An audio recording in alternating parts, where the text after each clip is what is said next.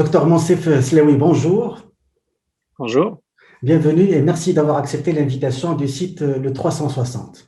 Vous êtes le conseiller en chef de l'opération Warp Speed. Début février, vous avez démissionné à la demande de l'administration de Biden.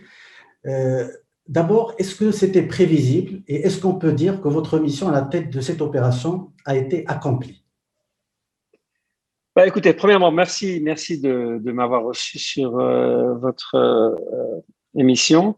Euh, Effectivement, à partir du 12 février, donc juste vendredi, j'ai terminé mon rôle en tant que Chief Scientific Advisor pour l'opération Warp Speed. C'est quelque chose qui était complètement planifié, le fait que j'arrête mon rôle. En fait, j'avais planifié au départ, comme je l'ai annoncé, je pense vers la fin du mois de novembre ou début décembre, que dès qu'il y aura 2 vaccins contre Covid qui seraient approuvés et en utilisation, ainsi que 2 médicaments qui seraient approuvés et en utilisation, il serait temps pour moi de retourner à ma vie privée et à mon business privé, étant donné que cela faisait déjà à cette époque-là 7-8 mois que j'avais tout laissé tomber et focalisé sur l'opération.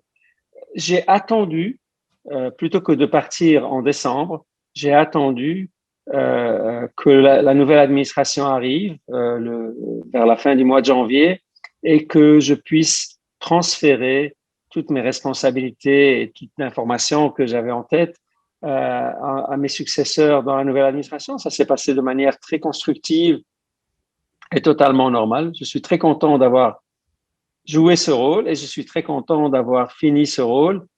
Je pense que ça a été un succès. J'aurais bien espéré qu'on ait encore plus de doses de vaccins plus vite que ce qu'on a fait, mais je pense que globalement, ça a été un grand succès.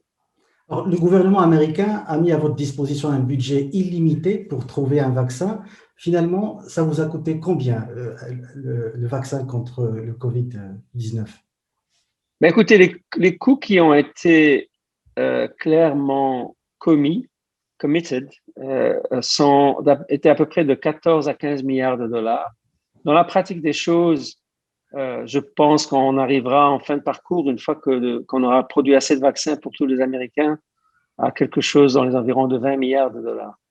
Parlons du cas du Maroc maintenant. Comme vous le savez, la campagne de vaccination a démarré le 28 janvier. Le dernier bilan, celui du lundi 15 février, fait état de 1,7 million de Marocains déjà vaccinés. Qu'est-ce que vous pouvez nous dire par rapport à cette stratégie de vaccination adoptée par le Maroc? Écoutez, je suis franchement hyper impressionné, vraiment. Je pense que le Maroc est le 6e pays dans le monde en termes de pourcentage de la population qui a déjà été vaccinée. Je trouve ça extraordinaire et remarquable. Ça démontre qu'il y a eu clairement une vue stratégique très tôt pour pouvoir rentrer dans les accords qui ont permis d'avoir accès à ces vaccins. Si j'ai bien compris, on a accès à 2 vaccins au Maroc. Le vaccin Sinovac, qui est un vaccin chinois pour lequel je n'ai pas beaucoup d'informations, à part que je sais qu'il est basé sur une technologie qui est une technologie très bien documentée, bien prouvée, qui est safe, dont l'innocuité est bien démontrée et qui apparemment est très efficace, mais je n'ai pas les données directement. Et le deuxième vaccin, c'est le vaccin d'AstraZeneca, que je connais et que je comprends très bien, qui est aussi un vaccin qui est très efficace contre la maladie sévère, contre l'hospitalisation et contre la mort due à Covid, qui est un tout petit peu moins efficace que les vaccins à RNA contre toute forme de maladie, y compris une petite toux et un rhume. Mais je pense que d'un point de vue de santé globale, santé publique globale, l'important, c'est d'éviter la maladie sévère, l'hospitalisation et la mort. Et pour ça, le vaccin d'AstraZeneca est excellent.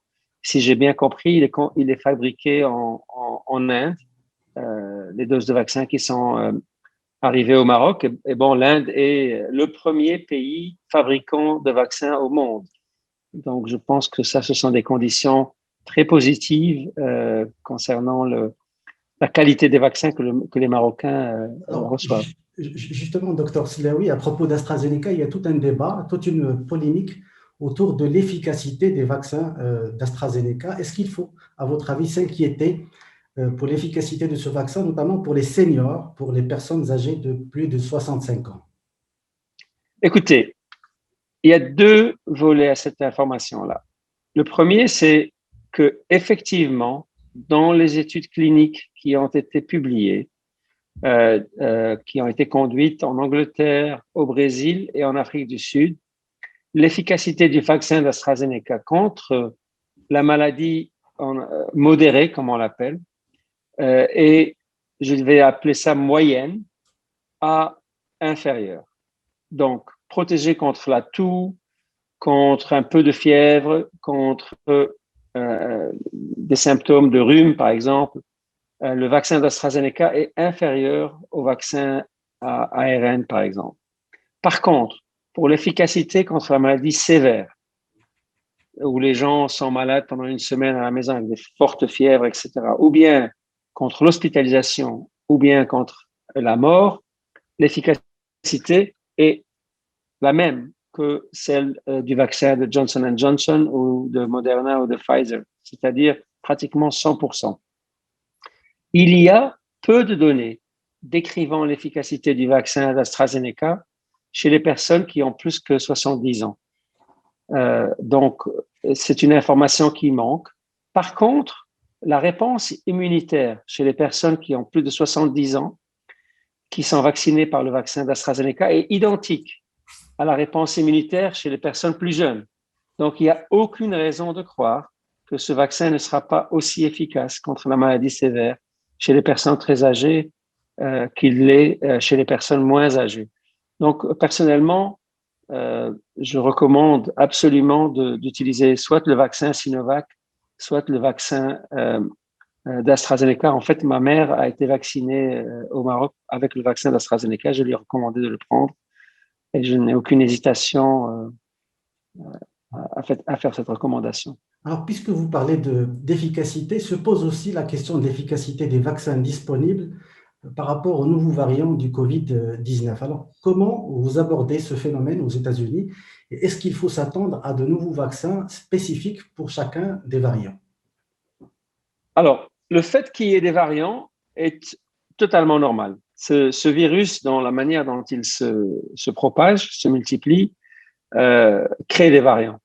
Et donc ça, on s'y attendait.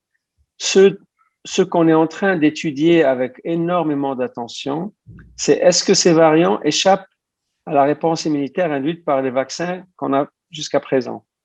Alors, il y a de nouveau deux volets, c'est un peu compliqué. Les virus variants, particulièrement le virus variant qui couramment se trouve en Afrique du Sud, est capable d'échapper un peu à la protection, dans le sens où les gens qui sont vaccinés sont moins protégés contre les symptômes modérés de la maladie. De nouveau, la toux, le rhume, un petit peu de fièvre. Par contre, la protection contre la maladie sévère causée par le variant en Afrique du Sud est excellente. Le vaccin de Johnson Johnson, Janssen, dans une étude en Afrique du Sud qui a été récemment publiée, a montré qu'il avait 89% de protection contre la maladie sévère causée par le variant et 100% de protection contre l'hospitalisation ou la mort causée par le variant. Donc, jusqu'à présent, en fait, on fait attention parce que ces variants, on voit qu'ils s'échappent un peu, en tout cas pour faire de la maladie modérée, mais ils sont encore sous contrôle en termes de ce qui est vraiment important, qui est la maladie grave, l'hospitalisation et la mort. Alors, aux États-Unis, on est en train, en fait, déjà de faire le design de vaccins utilisant ces variants. Mais on doit vraiment faire attention parce que il y aura des variants, il y aura des centaines de variants. Ces variants sont là, ils vont exister. Il faut qu'on attende d'identifier un variant qui vraiment, vraiment échappe à la protection par le vaccin actuel en ce qui concerne la maladie sévère, l'hospitalisation et la mort, avant de commencer à revacciner avec un vaccin contre les variants.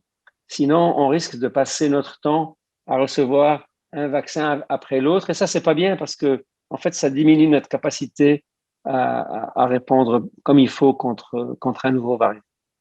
Alors, l'un de vos confrères, Dr Bachir Ben Mohamed, il est directeur du laboratoire d'immunologie à l'Université de Californie. Il y a quelques jours, sur le cycle 360, il a lancé un appel pour rassembler les compétences et des moyens en vue de développer un vaccin 100% marocain. Est-ce qu'on peut envisager un vaccin marocain contre le Covid-19? Écoutez, personnellement, je pense que la santé publique, principalement pour une situation de pandémie, est un problème global et non pas un problème local.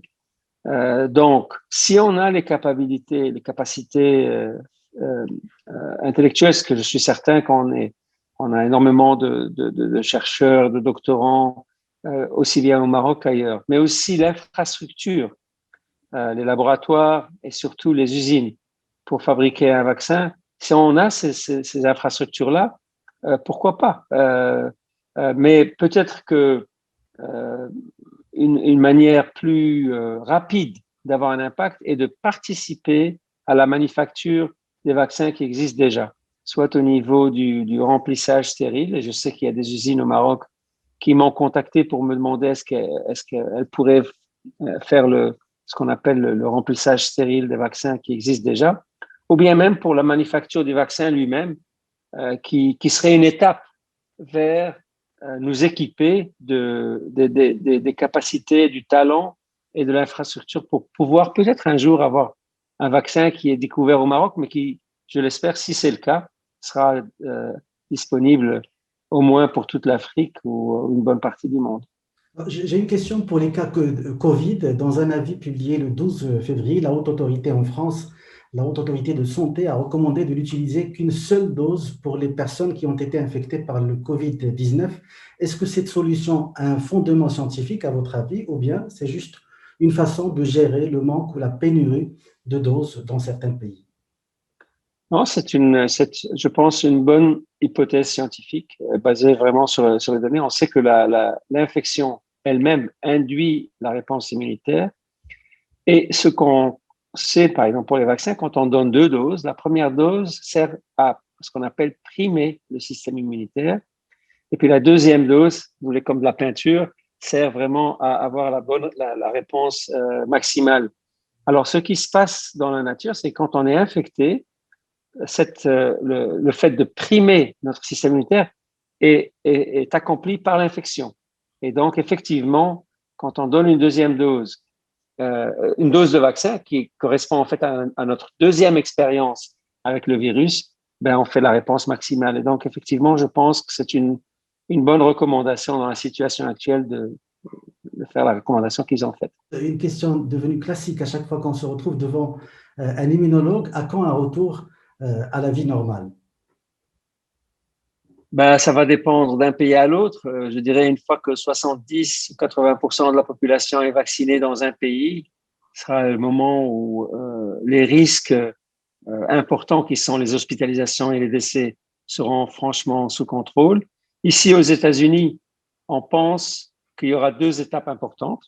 La première, où on commence déjà à avoir un petit peu l'impact, c'est que une fois qu'on a vacciné les personnes les plus à risque, c'est-à-dire tout le monde qui est au-delà de l'âge de 65 ans ou les gens qui ont des comorbidités, il est probable qu'on va énormément diminuer l'impact sur les hospitalisations et les décès. Et d'ailleurs, pour l'instant, on voit par exemple une baisse d'à peu près 50% pour ces hospitalisations et les décès aux États-Unis. Au mois de mars, à mon avis, on sera totalement là. Et au mois de juin, on aura vacciné la majorité de la population. Je pense que l'été sera un retour graduel vers la normale. Étant donné que le Maroc est déjà en train de vacciner agressivement, j'espère franchement que d'ici à l'été ou à la fin de l'été, la majorité de la population marocaine aura été vaccinée. Donc un retour graduel vers la normale sera possible. Alors, dernière question, on sait que vous avez tout laissé tomber pour aider à trouver un vaccin. Est-ce que Dr Moncef Slaoui est disposé aujourd'hui à partager son savoir-faire et à s'impliquer d'une façon ou d'une autre dans la formation, dans la recherche scientifique ou bien dans le développement de l'industrie pharmaceutique au Maroc? Écoutez, j'ai beaucoup bien sûr, d'attaches avec le Maroc, c'est mon pays d'origine, c'est là que je suis né, que j'ai grandi. Et donc, je vais toujours trouver moyen d'aider. Ma disponibilité est limitée. En fait, je suis retourné déjà, vous pouvez voir aujourd'hui dans des annonces que nous avons créé une nouvelle société pharmaceutique ici aux États-Unis, où je joue un rôle de directeur scientifique. Donc, ma disponibilité en termes de temps est limitée, mais absolument dans le temps que j'ai, je serais très heureux d'aider, de continuer à aider aussi bien le Maroc que la santé publique globale au niveau du monde. Docteur Monsef Slaoui, merci beaucoup. Merci d'avoir répondu aux questions du site Le 360. Merci de m'avoir fait un grand plaisir.